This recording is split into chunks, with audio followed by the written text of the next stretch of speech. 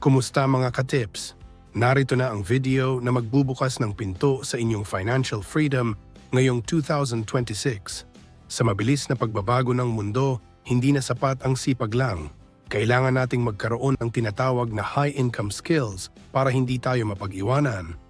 Tatalakayin natin ang 5 specific skills na magpapalaki ng inyong kita mula sa digital stores hanggang sa pagbuo ng sariling business empire. Pero siguraduhin na tatapusin ninyo ang video na ito hanggang sa huling segundo. Sa dulo, ibabahagi ko ang pinakamahalagang impormasyon at aral na magsisilbing susi para maging epektibo ang lahat ng matututunan ninyo ngayong araw. Bago natin simulan, paki-like naman ang video nating ito dahil malaking tulong na po yan sa mga content creator na kagaya namin. Maraming salamat po. Aral 1. Ang abilidad sa pag-manage ng digital store at e-commerce operations. Ang unang hakbang para maging matagumpay sa digital store management ay ang pag-unawa na ang isang online shop ay hindi lang isang display window, kundi isang buhay na sistema na kailangang i-configure ng tama mula sa simula.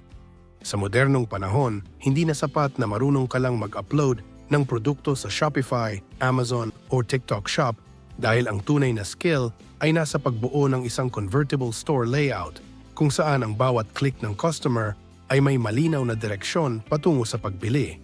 Para sa ating mga Pinoy, ito ang tinatawag nating virtual na tindahan na kailangang ayusin ang settings mula sa payment gateways na tatanggap ng international payments hanggang sa pag-setup ng tamang shipping zones para hindi tayo malugi sa delivery fees. Ang pagpili ng tamang niche ay dapat base sa market demand at hindi lang sa kung ano ang uso ngayon dahil ang layunin natin dito ay makabuo ng isang brand na tatagal ng maraming taon. Gamit ang mga platforms na ito, kailangang maging pamilyar tayo sa pag-optimize ng product pages kung saan ang mga images ay malinaw at ang mga description ay sumasagot sa lahat ng posibleng itanong ng isang buyer bago pa man niya ito i-check out. Pagkatapos ma-setup ang iyong store, papasok na tayo sa tinatawag na back-end operations kung saan ang inventory management at order fulfillment ang magsisilbing backbone ng iyong negosyo. So para hindi ka malunod sa stress, bilang isang digital store manager, kailangang mayroon kang sistema para i-track ang stock levels sa real time upang maiwasan ang overselling na madalas nagiging sanhi ng bad reviews mula sa mga customers.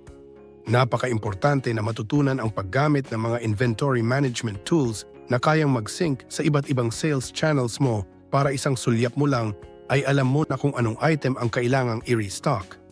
Para sa mga nagsisimula, ang practical na paraan ay ang paggamit ng spreadsheets o built-in apps sa Shopify na nagbibigay ng automated alerts kapag low stock na ang iyong best sellers. Ang maayos na back-end ay nangangahulugan din ng mabilis na pag-process ng orders mula sa moment na pumasok ang bayad hanggang sa ma-print ang shipping labels at maihanda ang package para sa courier. Dahil tayo ay nasa global market na, ang kaalaman sa logistics at supply chain management ang magbibigay sa iyo ng edge laban sa ibang sellers na nakatutok lang sa local delivery. Kailangan nating intindihin kung paano gumagana ang international shipping mula sa pagpili ng tamang courier na may pinakamababang rates hanggang sa pag-unawa sa customs duties at taxes para sa bawat bansa. Ang isang pro na digital store manager ay marunong mag-manage ng mga third-party logistics o 3PL providers kung saan ang iyong mga stocks ay naka-imbak sa mga warehouses sa United States, Europe o China para mas mabilis itong makarating sa customer. Isipin mo na lang na kahit nasa Pilipinas ka, kaya mong magpatakbo ng negosyo na nagpapadala ng items sa loob lang ng 2 to 3 days sa kabilang panig ng mundo dahil alam mo kung paano i-distribute ang inventory mo strategically. Ang skill na ito ay napaka-demand sa mga foreign clients dahil ito ang pinaka-challenging na part ng e-commerce na nangangailangan ng matinding atensyon sa detalye at husay sa pakikipagnegosasyon sa mga suppliers at logistics partners. Hindi lang sa technical na aspeto nagtatapos ang trabaho dahil ang customer success strategy ay ang puso ng kahit anong negosyo na gustong lumago at magkaroon ng repeat buyers. Sa halip na ituring na istorbo ang mga tanong na magkano po o is ito available, dapat nating tingnan ito bilang opportunity para ipakita ang malasakit at professionalism na tatak ng mga Pinoy. Ang pagbuo ng mga saved replies o templates na hindi tunog robot ay isang sining kung saan nararamdaman ng customer na sila ay pinapahalagahan habang binibigyan natin sila ng accurate na impormasyon tungkol sa produkto. Ang layunin natin sa customer success ay hindi lang basta masagot ang tanong, kundi ang ma-convert ang inquiry na iyon into a closed sale sa pamamagitan ng pag-offer ng value at pag-assure sa kanila na safe at mabilis ang kanilang transaction. Kapag maganda ang experience ng isang buyer sa iyong shop, sila mismo ang magiging marketing team mo dahil mag-iiwan sila ng positive reviews at ire-recommend ka pa sa kanilang mga kakilala na magre-resulta sa organic growth ng iyong store. Sa huli, ang pinaka-importanting aspeto ng pagiging isang high-level store manager ay ang kakayahang mag-scale sa pamamagitan ng pag-implement ng mga systems at automation tools.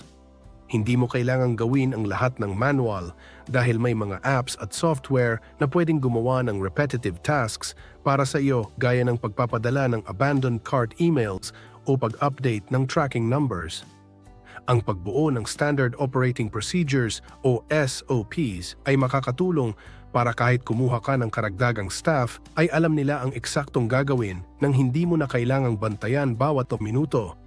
Sa ganitong paraan, tumatakbo ang negosyo mo kahit tulog ka o kahit nag-e-enjoy ka sa oras mo kasama ang pamilya dahil ang automation ang nagtatrabaho para sa iyo. Ang transition mula sa pagiging operator tungo sa pagiging isang business owner ay nangyayari kapag ang iyong digital store ay naging isang self-sustaining machine na kayang mag-produce ng revenue month after month. Kapag na-master mo ang 5 aspetong ito, hindi ka lang basta nagtatrabaho online, kundi nagtatayo ka ng isang tunay na asset na magbibigay sa iyo ng financial freedom at seguridad sa hinaharap. Aral 2, ang matalinong paggamit ng data-driven digital marketing at SEO. Ang ikalawang high-income skill na dapat nating tutukan ay ang digital marketing na hindi lang base sa hula kundi nakadepende sa data at search engine optimization o SEO. Sa sobrang dami ng content sa internet ngayon, ang pinakamalaking hamon para sa ating mga Pinoy content creators at business owners ay kung paano tayo mapapansin sa gitna ng ingay ng social media. Ang SEO ay hindi lang para sa mga website dahil kahit sa YouTube o TikTok, kailangan nating intindihin kung anong specific na words ang tinitype ng ating mga kababayan sa search bar.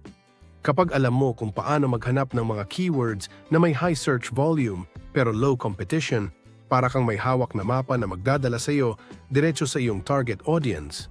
Ang paggamit ng mga tools para masilip ang trend ay napaka-importante para ang bawat video o post na gagawin mo ay may siguradong manonood at hindi masasayang ang iyong pagod sa pag-edit at pag-isip ng konsepto.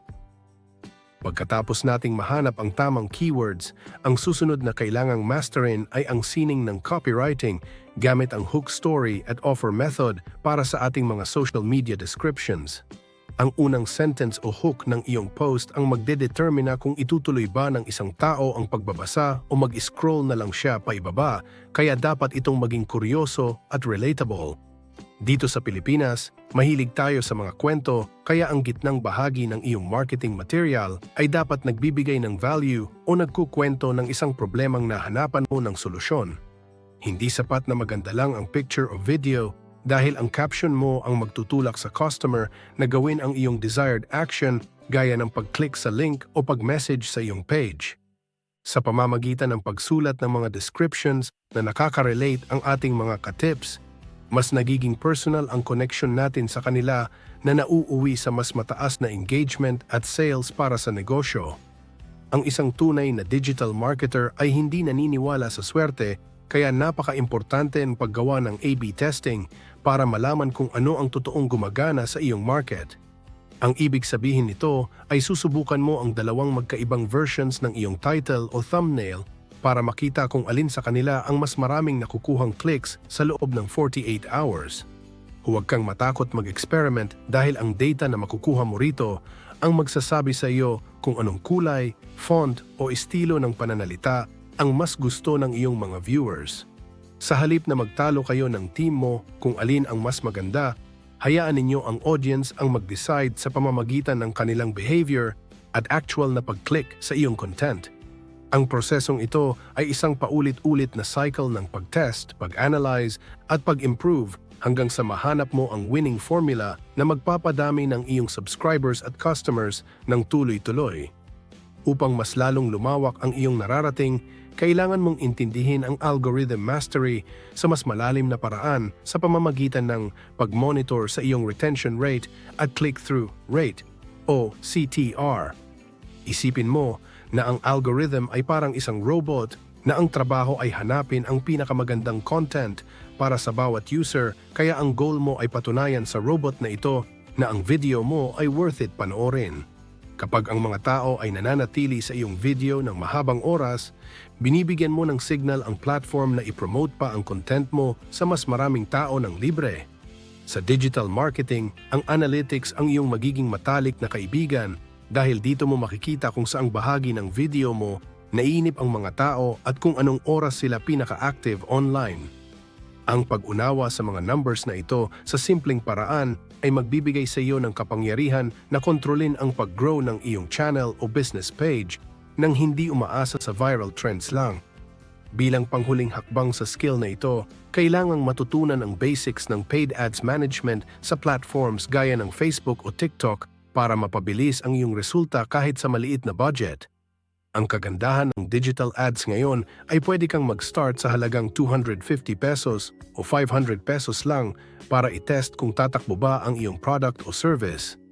Ang skill na ito ay tungkol sa pag-target ng tamang audience base sa kanilang interests, location at behavior para siguradong ang makakakita ng ads mo ay ang mga taong may mataas na chance na bumili. Kapag nakuha mo na ang tamang timpla ng iyong ads at nakita mong ang bawat piso na nilalabas mo ay bumabalik bilang 3 pesos o 5 pesos, doon mo na pwedeng dahan-dahang lakasan ang iyong budget para sa mas malaking profit. Ang data-driven marketing ay ang pinakamabilis na paraan para i-scale ang kahit anong business sa modernong panahon, kaya siguradong hindi ka mapag-iiwanan kapag ito ang iyong inaral. Aral 3, ang pagiging strategic partner bilang high-value virtual assistant. Ang ikatlong skill na dapat nating masterin ay ang pagiging isang high-value virtual assistant kung saan ang layunin mo ay hindi lang maging tagagawa ng utos kundi maging isang strategic partner ng iyong client. Sa mundong ito, marami ang kayang gumawa ng data entry o sumagot ng email, pero ang mga binabayaran ng malaki ay ang mga assistant na mayroong executive mindset o yung marunong mag-isip para sa ikabubuti ng negosyo. Bilang isang strategic partner, kailangan mong unahan ang pangangailangan ng iyong client sa pamamagitan ng pagbibigay ng mga mungkahi o solusyon bago pa man sila makaranas ng problema sa kanilang operations. Halimbawa, kung nakikita mong magulo ang filing ng files sa Google Drive, kusa mo itong aayusin at gagawan ng sistema para mas mapabilis ang trabaho ng buong team. Ang ganitong uri ng proactive na ugali ang naghihiwalay sa isang ordinaryong empleyado sa isang indispensable na partner na pinagkakatiwalaan ng mga foreign business owners. Isang napaka-importanteng aspeto ng trabahong ito ay ang mastery sa inbox at calendar management dahil ang oras ang pinaka-importanteng asset ng iyong client. Kailangan mong matutunan ang sining ng time blocking kung saan tinitiyak mo na ang schedule ng iyong boss ay balanse sa pagitan ng mahahalagang meetings at oras para sa focus work o pahinga. Hindi lang ito basta paglalagay ng appointment sa calendar dahil kailangan mo ring i-filter ang mga emails na pumapasok para tanging ang mga pinaka-urgent at importanteng mensahe lang ang makakarating sa kanya. Isipin mo na ikaw ang gatekeeper na pumoprotekta sa atensyon ng iyong client para makapag-focus siya sa pagpapalaki ng kumpanya habang ikaw naman ang bahala sa lahat ng administratibong detalye. Kapag napatunayan mong kaya mong i-manage ang kanilang schedule ng walang sablay, mas lalong lalalim ang tiwala nila sa iyo at mas magiging mataas ang value mo sa kanilang paningin. Dapat din tayong maging eksperto sa paggamit ng iba't ibang project management tools gaya ng Trello, Asana o Notion upang mapanatiling organized ang workflow ng buong team. Sa pamamagitan ng mga tools na ito, magagawa mong i-track ang bawat task, deadline at progress ng mga projects nang hindi na kinakailangang magtanong ng paulit-ulit sa iyong mga kasamahan. Ang isang high-value virtual assistant ay marunong gumawa ng mga dashboards at automated reminders para siguradong walang nakakalimutang trabaho at laging updated ang status ng bawat operasyon. Ang pagkakaroon ng maayos na sistema ay nagpapakita na ikaw ay isang professional na marunong gumamit ng modernong teknolohiya para mapadali ang buhay ng lahat sa kumpanya. Sa huli, ang iyong kakayahan na mag-organize ng magulong workflow ang magiging dahilan kung bakit hindi ka nila pakakawalan at handa silang magbayad ng premium rate para sa iyong serbisyo. Hindi lang sa administrative tasks nagtatapos ang iyong papel dahil malaking bentahe rin ang pagkakaroon ng kaalaman sa financial administration at basic bookkeeping gamit ang mga software tulad ng QuickBooks. Maraming mga business owners ang nahihirapan sa pag-manage ng kanilang invoices at pag-track ng kanilang expenses, kaya kung alam mo kung paano gawin ito, magiging bayani ka sa kanilang paningin. Ang paggawa ng mga monthly reports tungkol sa cash flow at pag-ensure na nababayaran ang lahat ng bills sa tamang oras ay isang napakalaking tulong para manatiling healthy ang finances ng negosyo. Hindi mo kailangang maging isang accountant, pero ang pag-unawa sa mga basic financial principles at marunong gumamit ng bookkeeping tools ay isang specialty skill na bihirang mahanap sa mga general assistants. Ang pagiging maalam sa pera ng kumpanya ay nagpapakita rin ng iyong integridad at pagiging mapagkakatiwalaan sa mga sensitibong impormasyon ng iyong client. Bilang panghuli, kailangang maging maalam tayo sa collaborator access at security management upang maprotektahan ang mga accounts at data ng ating mga clients. Ang isang pro na assistant ay marunong gumamit ng mga password managers gaya ng LastPass o Dashlane para ligtas na ma-share ang login credentials nang hindi kailangang ibigay ang mismong password sa iba. Bukod dito, kailangan mong matutunan kung paano mag-manage ng Shopify partner accounts o Facebook Business Manager access para makapagtrabaho ka sa kanilang tindahan o ads nang hindi nakakakompromiso sa security. Ang pagpapakita na mahalaga sa iyo ang cybersecurity at ang pag-iingat sa kanilang digital assets ay nagbibigay ng kapayapaan ng loob sa mga clients na nasa kabilang panig ng mundo. Kapag na-master mo ang mga specializations na ito, hindi ka na lang basta assistant, kundi isa ka ng ganap na operations manager na kayang magpatakbo ng kahit anong digital business ng may husay at tiwala. Aral 4, ang sining ng content creation at psychology-based script writing. Ang ikaapat na skill na dapat nating pag-aralan ay ang content creation at script writing na nakabase sa psychology of money at mga prinsipyo ng tagumpay gaya ng Think and Grow Rich.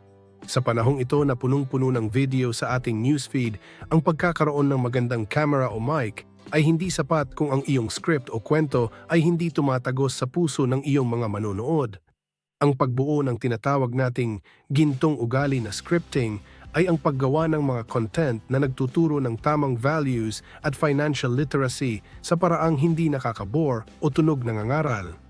Ang layunin natin dito ay gawing entertaining ang pag-aaral tungkol sa pera para ang ating mga katips ay ma-inspire na baguhin ang kanilang buhay habang nag-e-enjoy silang nanonood ng iyong channel. Ang isang mahusay na scriptwriter ay marunong mag-blend ng mahahalagang aral sa loob ng isang kwento na madaling intindihin at malapit sa karanasan ng bawat pamilyang Pilipino. Para makuha ang atensyon ng mga viewers sa gitna ng napakaraming distractions, kailangang ma-master ang sining ng pag-hook sa audience sa loob lamang ng unang 5 seconds ng iyong video.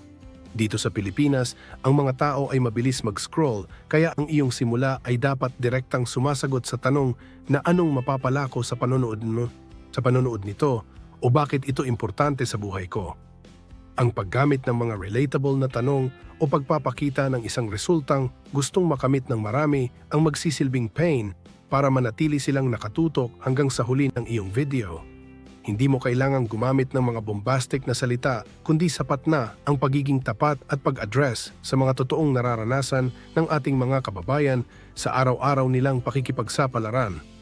Kapag nakuha mo ang kanilang interes sa unang bahagi pa lang, mas malaki ang chance na mapakinggan nila ang buong mensahe na gusto mong ihatid tungkol sa pag-asenso. Ang educational storytelling ay ang pinakamabisang paraan para ipaliwanag ang mahihirap na konsepto ng ekonomiya at business sa ating mga katips sa pamamagitan ng mga talinghaga o analogies. Sa halip na gumamit ng mga technical terms na madalas nating naririnig sa mga balita, mas magandang gumamit ng mga halimbawa na makikita sa loob ng ating bahay o sa ating komunidad para mas madaling makuha ang punto. Halimbawa, ang pagpapaliwanag ng tungkol sa inflation ay pwedeng i-compare sa pagbabago ng presyo ng pandesal sa nakalipas na 10 taon para mas ramdam ng viewers ang epekto nito sa kanilang budget. Ang ganitong estilo ng pagtuturo ay nagtatanggal ng takot sa mga tao na mag-aral tungkol sa finances dahil nakikita nila na ang mga aral na ito ay bahagi pala ng kanilang pang-araw-araw na buhay. Ang pagiging epektibong storyteller ay nangangahulugan na kaya mong gawing simple ang komplikado at gawing interesante ang mga bagay na akala ng marami ay boring. Kasama sa skill na ito ang pag-upgrade ng iyong visual branding kahit hindi ka isang professional graphic designer sa pamamagitan ng paggamit ng mga modernong tools gaya ng AI image generators at Canva. Ang paggawa ng professional na banners at thumbnails ay napaka-importante dahil ito ang nagsisilbing pabalat ng iyong libro sa digital world na nag-e-encourage sa mga tao na mag-click. Kailangan mong matutunan kung anong mga kulay at font ang nagpapakita ng autoridad at tiwala para mas maging kagalang-galang ang iyong channel o brand sa mata ng mga viewers. Gamit ang artificial intelligence, mas mapapabilis na ang iyong workflow dahil kaya mo nang gumawa ng mga custom images na sakto sa tema ng iyong script nang hindi na kailangang magbayad ng malaki sa isang illustrator. Ang pagkakaroon ng consistent na visual identity ay nakakatulong para madaling matandaan ng mga tao ang iyong content kahit sa ang platform mo pa ito i-upload. Bilang huling bahagi, kailangang matutunan ang tamang voice at narration flow para sa mga videos na gumagamit ng AI readers o voiceovers upang hindi ito tunog robot at magkaroon ng emotion. Ang sikreto sa isang magandang narration ay ang tamang paglalagay ng mga pauses, emphasis sa mahahalagang salita, at pag-adjust ng bilis ng pagsasalita base sa mood ng iyong content. Ang pagsulat para sa pandinig ay iba sa pagsulat para sa binabasa lang, kaya dapat ay conversational ang iyong tono na parang nakikipagkwentuhan ka lang sa isang kaibigan habang umiinom ng kape. Kailangan mong i-structure ang iyong script sa paraang may natural na rhythm na susundan ng tagapagsalita para hindi mapagod ang tenga ng iyong mga listeners. Kapag naperpekto mo ang kombinasyon ng magandang script, malinaw na visuals at maayos na narration, makakabuo ka ng isang dekalidad na content na magiging sandigan ng mga tao para sa tamang impormasyon at inspirasyon. Aral 5. Ang transition mula freelancer tungo sa pagiging legit na business owner. Ang ikalimang high-income skill na dapat nating matutunan ay ang tamang pag-structure ng negosyo at pag-unawa sa financial literacy para sa pangmatagalang tagumpay. Marami sa ating mga ka-tips ang nagsisimula bilang freelancer o virtual assistant. Pero ang tunay na yaman ay nasa pagbuo ng isang matatag na pundasyon para sa iyong business infrastructure. Kailangan mong matutunan ang pagkakaiba ng mga legal business structures mula sa pagpaparehistro sa DTI o SEC dito sa Pilipinas hanggang sa pag-setup ng International LLC sa United States para sa iyong online ventures. Ang pagiging legal ay hindi lang para sa pagsunod sa batas, kundi ito rin ang magbibigay sa iyo ng proteksyon sa iyong personal na assets at magbubukas ng pinto para sa mas malalaking kontrata at partnerships sa mga global clients.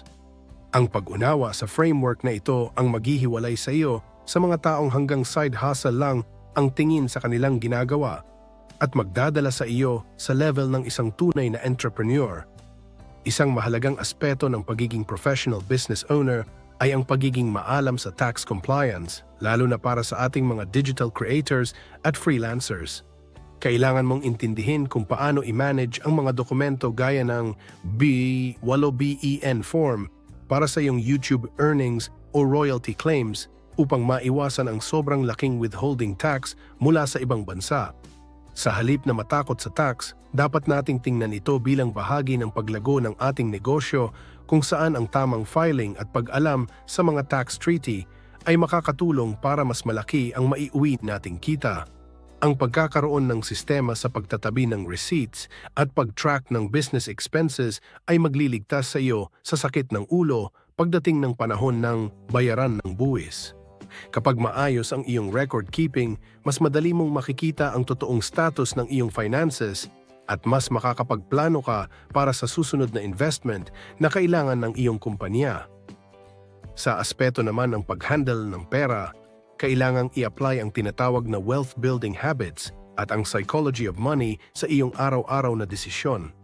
Hindi sapat na malaki ang iyong kinikita kung hindi mo naman alam kung paano ito patatrabahuhin para sa iyo sa pamamagitan ng pag-allocate ng pondo para sa investment at emergency fund.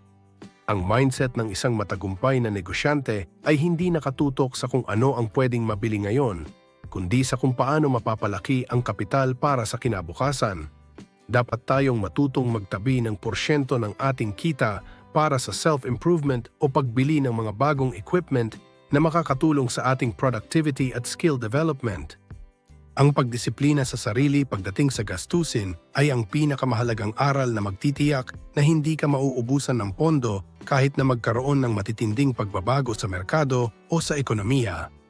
Dapat mo ring masterin ang sining ng pricing your worth para hindi ka laging nakikipag-unahan sa pinakamababang presyo o yung tinatawag nating lowball offers. Bilang isang business owner, kailangang marunong kang mag-quote ng premium rates base sa value na binibigay mo sa iyong client at hindi lang sa oras na iginugol mo sa trabaho. Imbes na singilin sila per hour, subukan mong mag-offer ng package deals o value-based pricing kung saan ang focus ay ang resulta at return on investment na makukuha nila mula sa iyong serbisyo.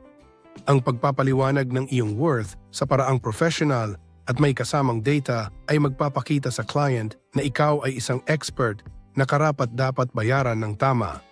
Kapag mataas ang iyong kalidad at marunong kang mag-negotiate, mas magkakaroon ka ng oras para makapag-focus sa quality ng work sa halip na maghabol ng napakaraming low-paying tasks.